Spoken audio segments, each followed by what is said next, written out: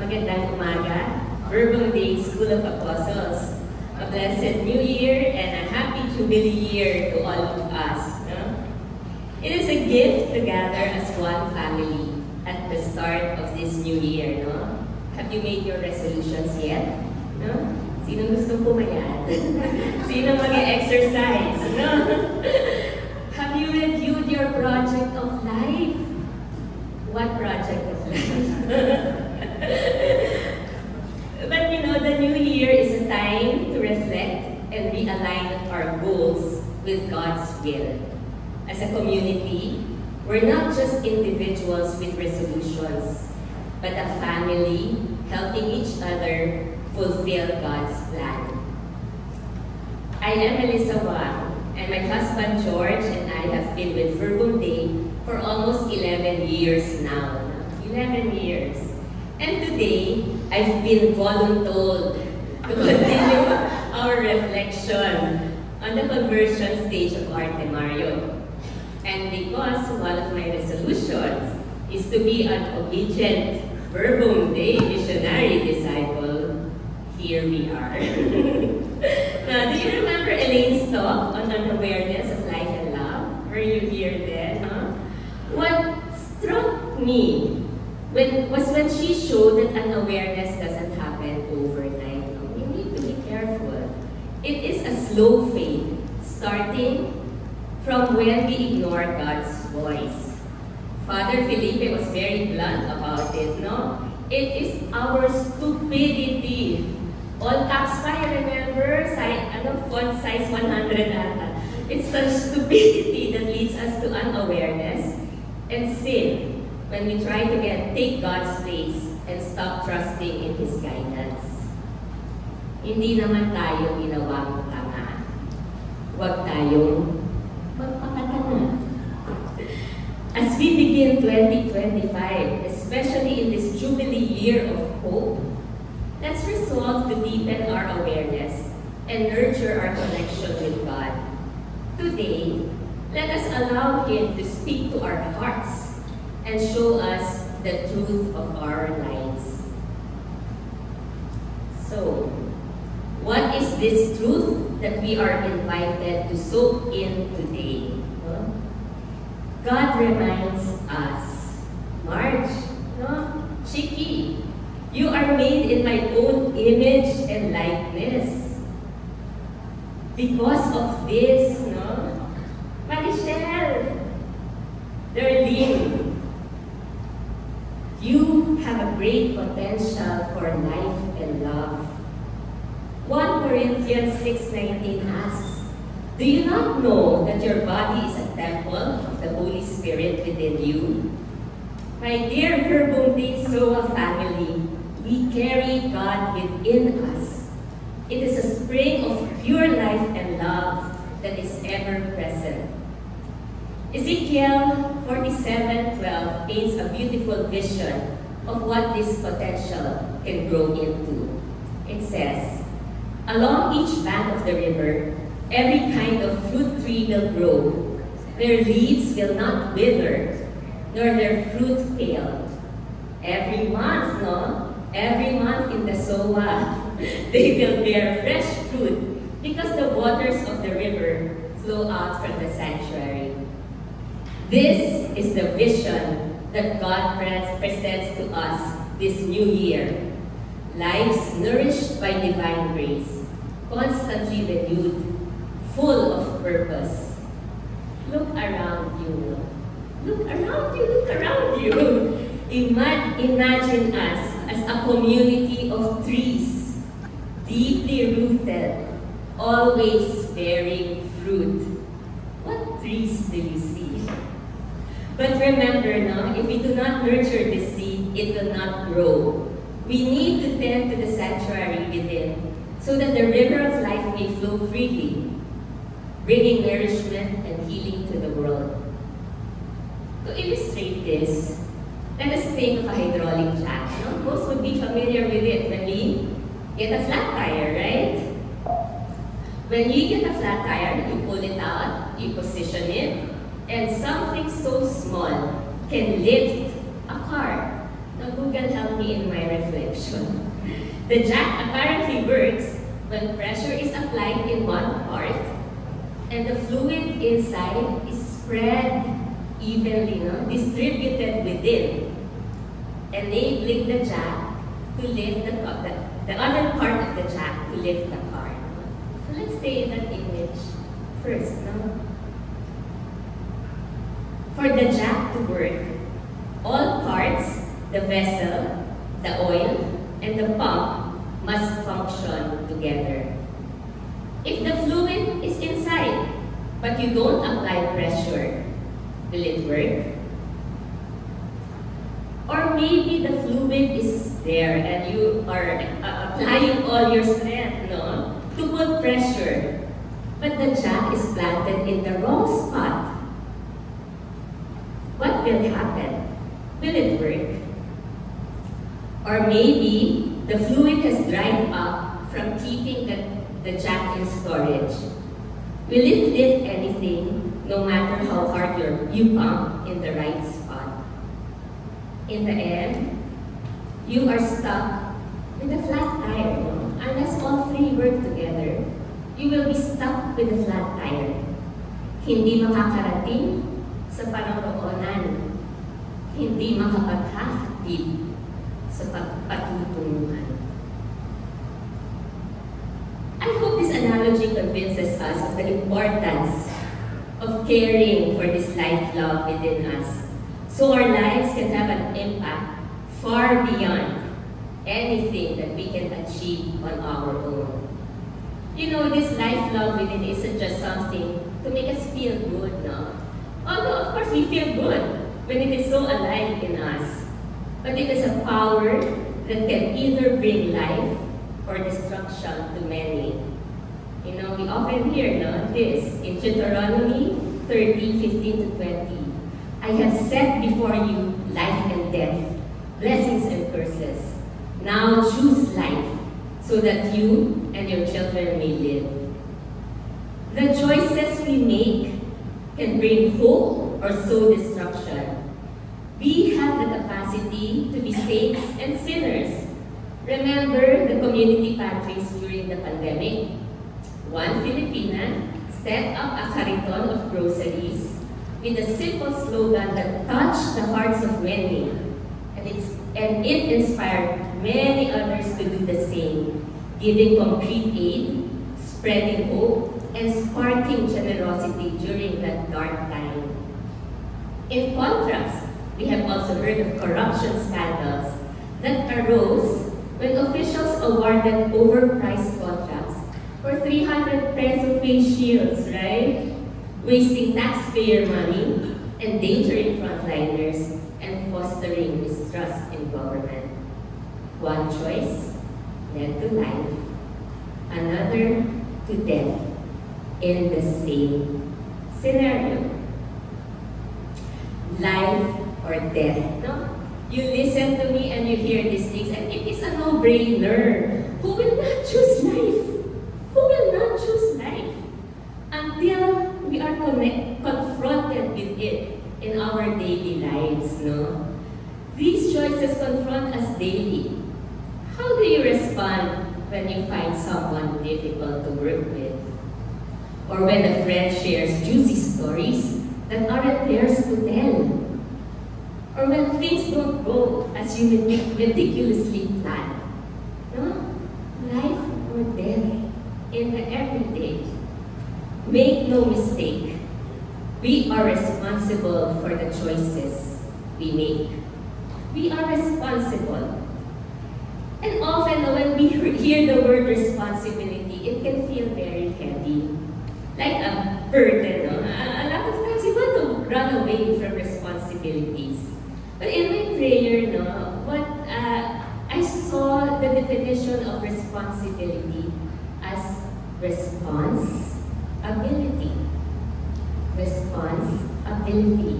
When we say that we are responsible for our choices, we are actually being called and reminded that we are able to respond from the grace that flows within us.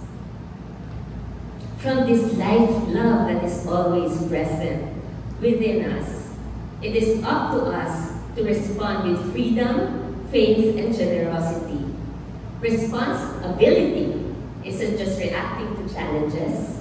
It's aligning our hearts with God's will every day.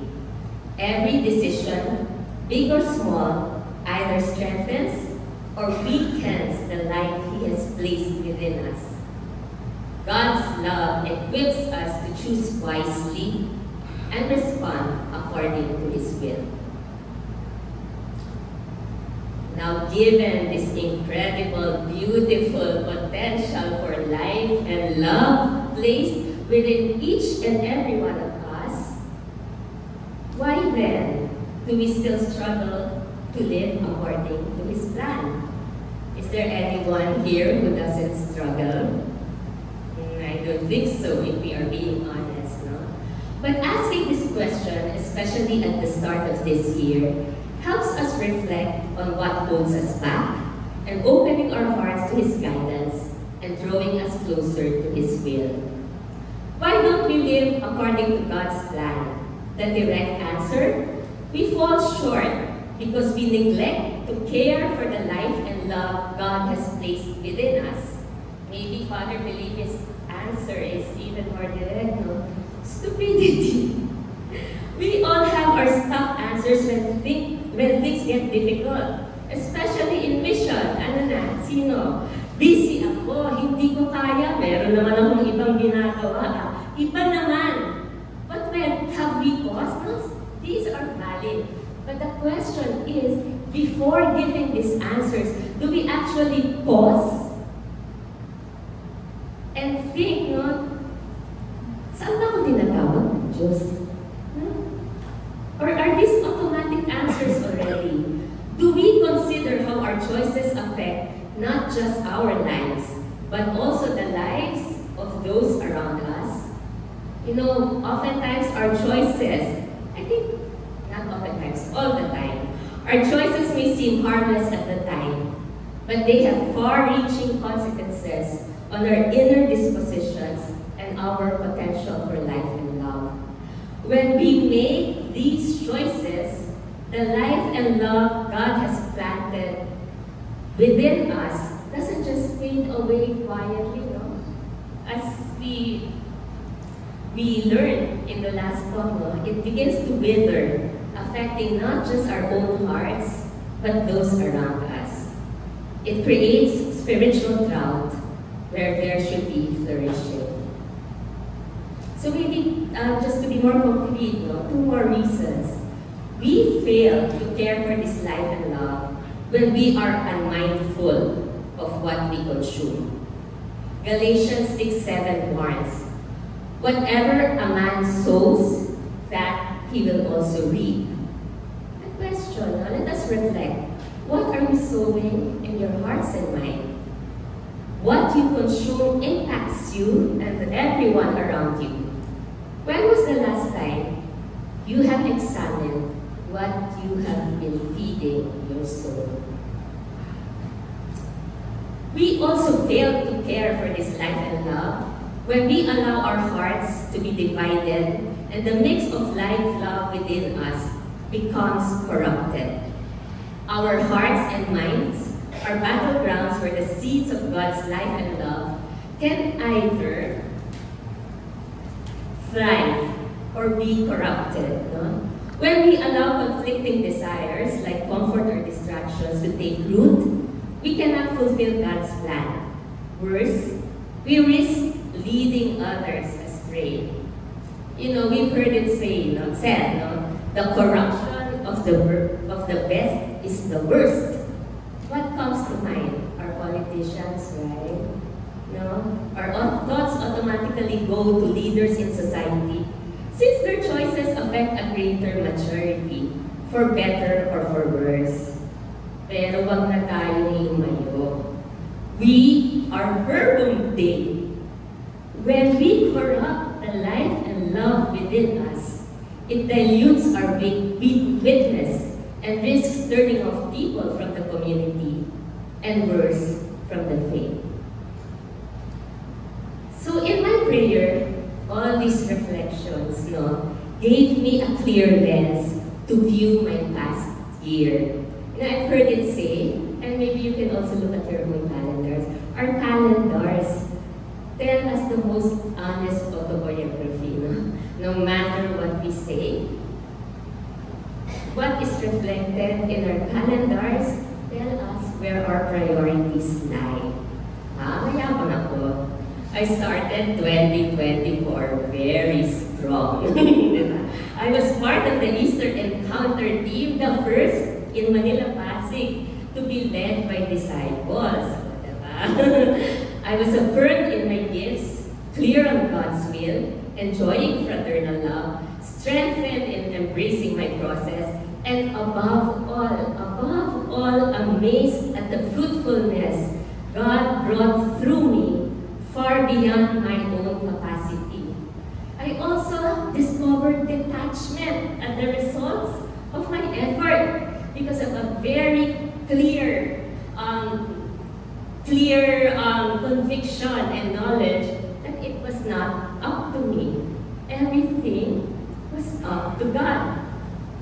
During the disciples retreat that followed, I had a profound moment when I saw myself as an unshakable tree, unmovable tree. Finally, I said, wow, after 11 years, finally planted in the rich soil of Verbum spirituality. I felt so alive. Buhay na buhay. But at the end of the year, told a different story. I found myself running a project that drained me, unsure of my ability to deliver. My process turned into burdens and annoyances. Hindi ang dami kong pinakainisan, ang dami kong hindi maintindihan, kasalanan ng lahat around me. My process turned into burdens and annoyances to the point that my mom said at one point, "Aba, nagbe-verbum pa yan, ha?" I was left unshakable. Unshakable this time in the feeling that the second semester had gone to waste.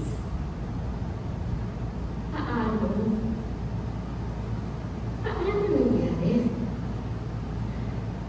You know, in preparing this talk, I poured over my retreat notebook and I realized the answer. May time pala, yun lang in my notebook na I have a habit of writing down my conversations. And I saw, nagpaalam pala ako kay Jesus that I take a pause after the Easter encounter. O valid naman, di ba? You know, for the, I asked for Jesus, I told Jesus that I will pause after the Easter encounter na. And I felt very valid. Sino naman di makaintindi, di ba? You poured everything already. Mission accomplished, Lord. Pahinga muna ako. Let me rest. But then, I saw also that Jesus kept probing why I wanted to pause. And I kept coming up with answers about time for family, work, self-care. Basta! And when I was already feeling cornered, binalikan ko siya. And I asked, wait, Jesus, why are you being makulit? Didn't you also pause? You paused too. His answer, yes, Melissa. I paused to pray. And I was so shocked to see this in my notebook. As all I remembered was, yes, I paused. Maybe because it was all I wanted to hear.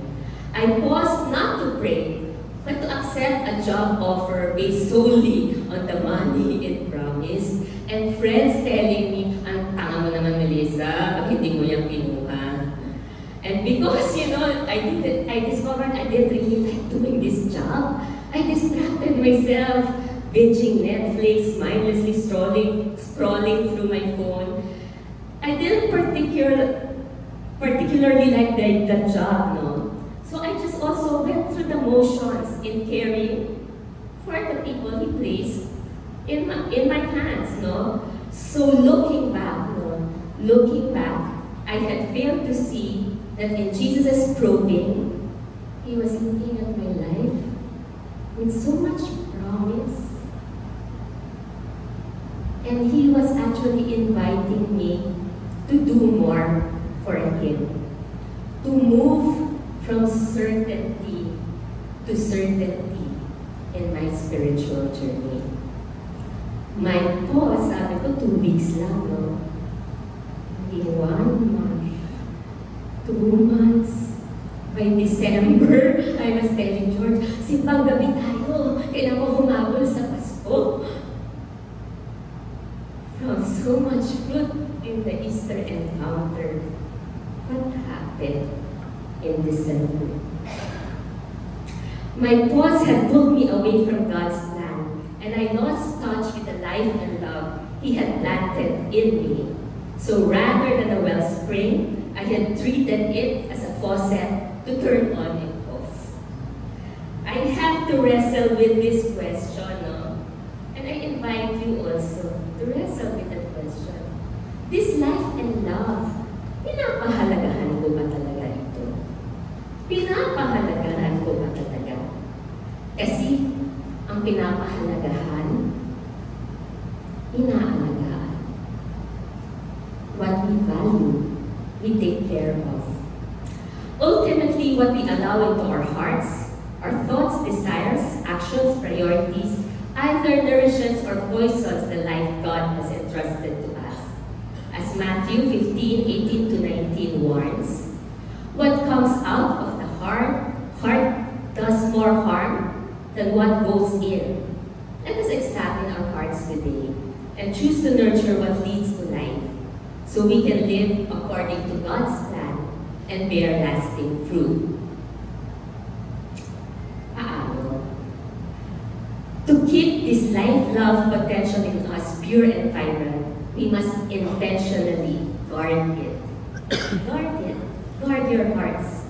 Proverbs 4:23 urges us, above all else, guard your heart, for everything you do flows from it. If we fail to protect this core of our being, everything in our lives can become contaminated. So how do we guard it? How do we guard it? How do we guard our hearts? The first step is to keep our hearts exclusively for God. Deuteronomy 6:4-6 reminds us, the Lord is our God, the Lord alone. Love the Lord your God with all your heart, soul, and strength. To guard your heart is a matter of love, not just duty. Hindi lang mission accomplished. No? When we truly love the Lord, we seek to be faithful to Him alone, no matter the distractions, no matter the temptations. In prayer, no? I continued to look back on my 2024 journey. And I remembered that in the moment that I said yes to the Easter encounter, I ran to my spiritual mother. And she told me, Melissa, from the moment you say yes, pray, come, Holy Spirit. In face of the enormity of the task before me, no? Pray, come, Holy Spirit. Our group even developed a shorthand for it, no? CHS. CHS. Feeling overwhelmed? CHS. No budget? CHS. Difficult teammate? CHS. CHS will spread to other areas of my life as a wife, mom, daughter, and friend. CHS. My mom is complaining for the F time. CHS. George is troubled. CHS. CHS was not a magic formula I discovered, but a reminder that every situation is an invitation to discover His will and abandon myself to His love. Yun nga lang, after Easter encounter, I declared, mission accomplished, duty done, and CHS eventually faded into the background. You know, yesterday we had our first face-to-face meeting for Easter Encounter 2025. The timing is not lost on me. So in prayer, I saw God smiling, no? And a little shaking of head, but smiling nevertheless.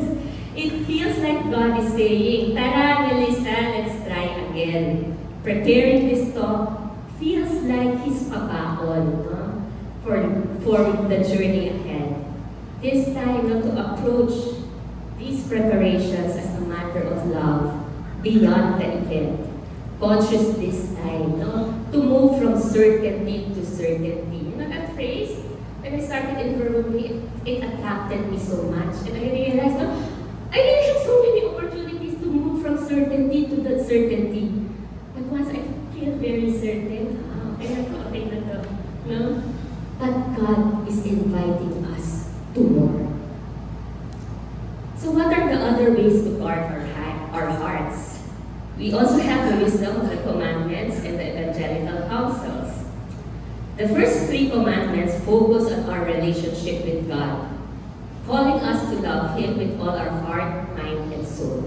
The remaining 7 guide us on how to protect that love by avoiding anything that could weaken or corrupt it in our relationship with others.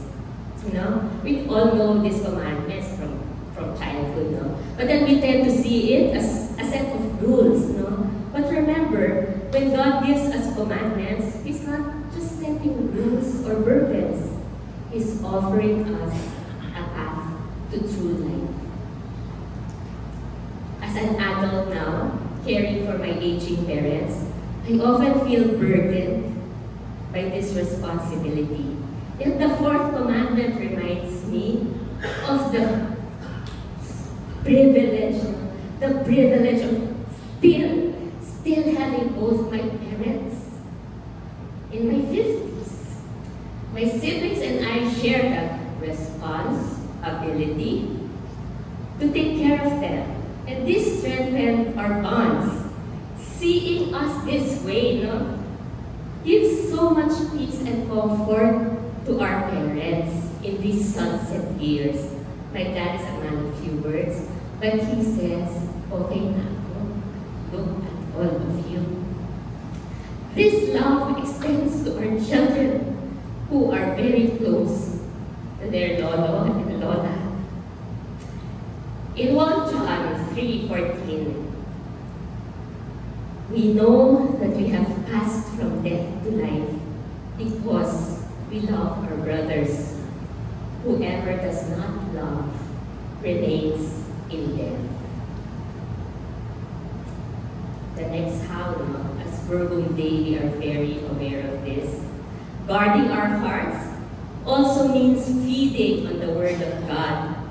Jesus said in Matthew 4:4, man shall not live by bread alone, but by every word that comes from the mouth of God.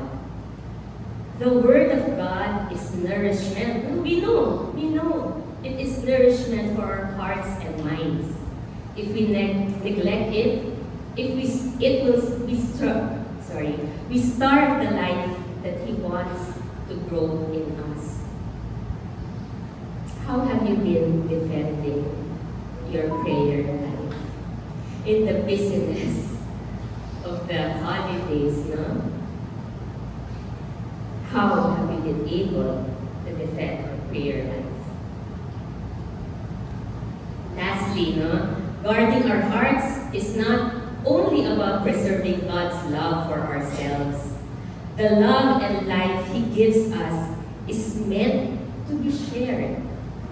Meant to be shared.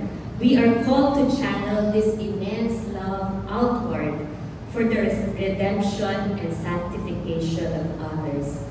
Every moment we receive God's love is a moment to pass it on. How are you using God's love to serve others, to evangelize, to bring His life to the world. You know, guarding our hearts is an active choice, to seek God's will, stay connected to His Word, and share His love for His mission. It is not just about protecting ourselves. No, guarding is not just about protecting. It is about allowing God's love to flow freely and abundantly through us.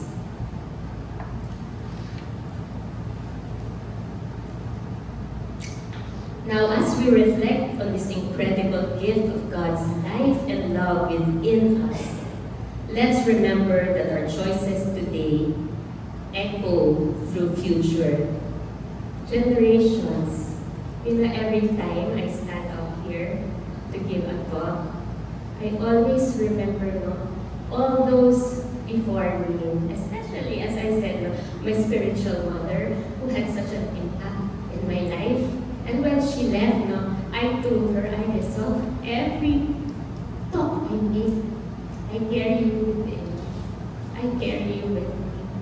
Thank you for your life that you have shared with me, and that made me believe I can share this life to others. As we enter this Jubilee year, let us imagine everyone among us, imagine Verbum Dei family, that the fruit that will come from this community, rooted in God's love, bearing fruit not just for ourselves, but for generations to come. That is the beauty that God offers us today, that He tells us we have within us to carry out, if we remain rooted in Him.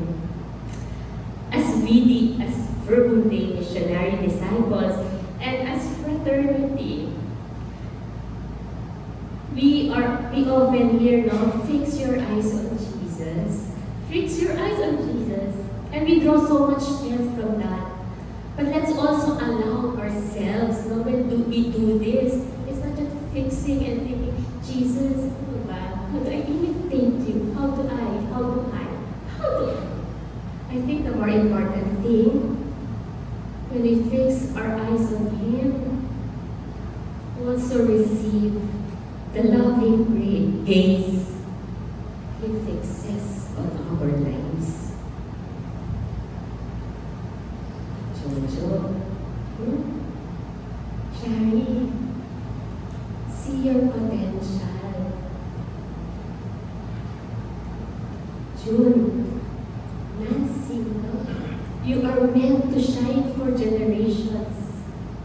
Verbum Dei, you are called to bear fruit that nourishes, heals, and transforms lives. God invites us today, as Proverbs 23:26 says, give me your heart, and let your eyes observe my ways. What will our response be? Will we choose the eternal over the temporary? Or will we settle for the fleeting things?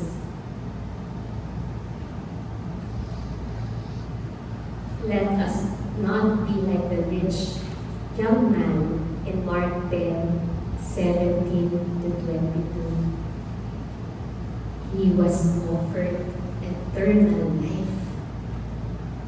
Eternal life before you.